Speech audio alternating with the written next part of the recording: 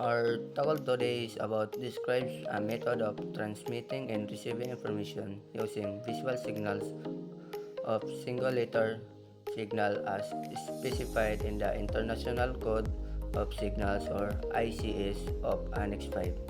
This method is known as flag signaling. Flag signaling is basically within the context of the International Code of Signals or ICS uses individual flags, each representing a letter of the alphabet to convey message visually. These signals are typically used in maritime environments but can't be adapted for other visual communication needs. The ICS provides a standardized system for maritime communications. Annex 5 of the ICS outlines various signals methods, including those using flags. The method described precisely matches the function of single-letter flag signals.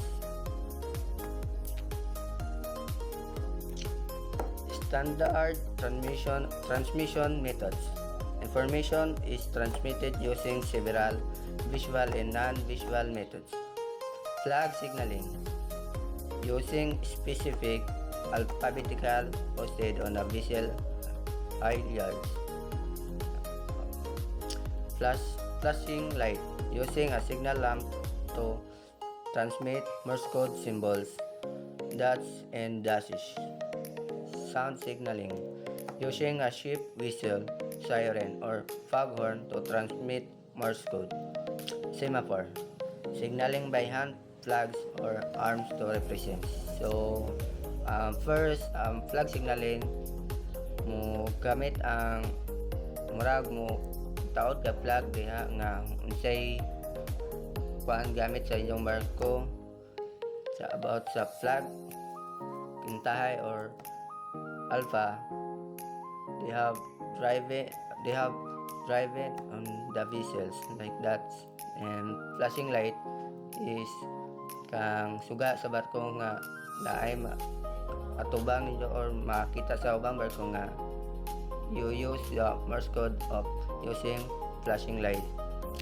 And sa sound signaling use mo gamit at sana ang mga siren sa barko, then ikuana nimo sa pagkuana ng Morse code paggamit sa siren sa barko. And semaphore is kung naka-flag about marag ikas-ikas nimo bitaw kanang gamit sa mga alphabetical Morse code na or sa flag semaphore. And the described method directly corresponds to single letter flag signaling as standardized by International Code of Signals. And thank you.